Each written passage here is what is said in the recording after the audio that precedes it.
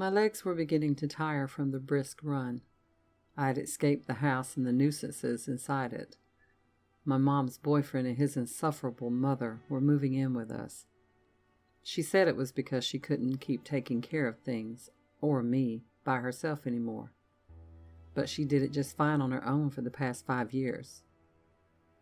There has to be some kind of literature, somewhere, advising against moving your deadbeat boyfriend in with you after your kid goes through trauma. Not that my mom was likely to have read it. I stopped when I got to the small park that was situated on one side of Business Highway 90.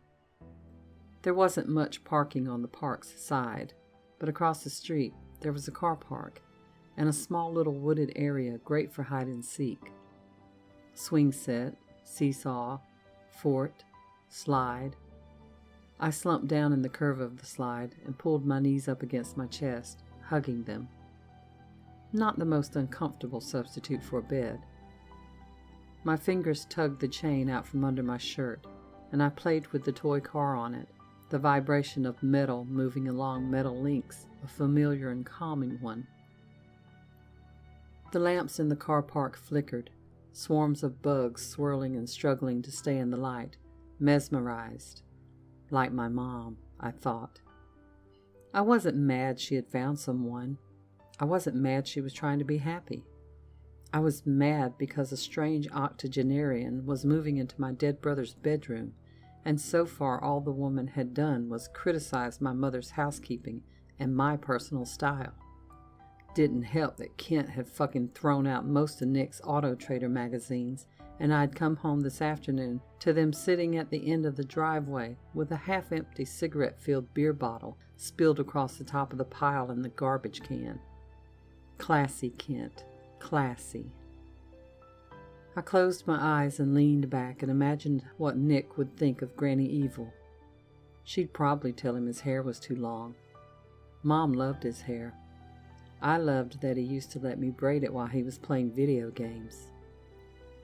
You can call it morbid that the first place I ran was where Nick died, but this is where I feel closest to him.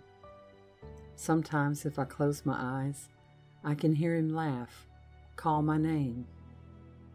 I wish I had stopped it. It would have been so easy if I were paying attention. I always had to remind him that the world doesn't stop for kids who can't bother to look both ways. If he had been more attentive, it still wouldn't have been his fault. I was supposed to be looking out for him that day, but instead I decided to go into the trees to smoke something I'd found stashed in a tunnel at the park. Nick was looking for me then. Now I was looking for him, in a way. My phone started ringing, so I checked the screen. It was my mom. I didn't want to talk to her. Didn't matter to her that Nick had obsessed over the details in those things. She could have asked me. I would have kept them. She just didn't care. She didn't care about me anymore. She didn't care about Nick anymore. I looked across the street at the car park and sighed. I wiped my eyes and swallowed. I thought I saw someone walking under the lights. A kid.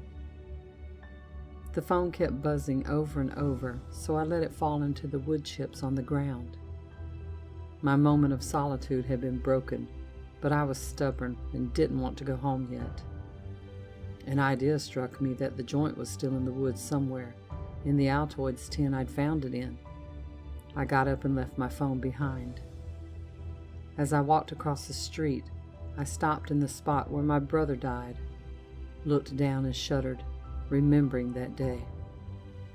I squatted down and pressed my open palm to the asphalt, took a deep breath and closed my eyes, trying to connect with him in that moment.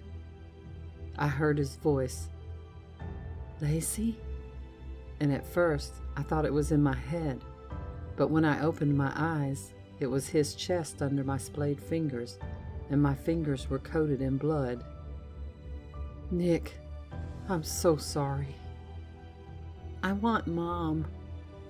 I pressed my forehead to his and closed my eyes again, hugging the road, 'cause Nick wasn't really there, and I knew it. I knew it right up until I felt something crash into my back and scraped my face across the rough pavement in the flickering dark. The glazed light that could only come from old headlights and the callous red ones of the vehicle speeding away from my broken form are the only reasons I understood what happened. "I want Mom, too," I whispered to Nick, who was there laying next to me this time. That reality was harsh and tasted like copper as my phone screamed a mere 20 yards away under the slide. "She'll come," he assured me. "You came when I wanted you."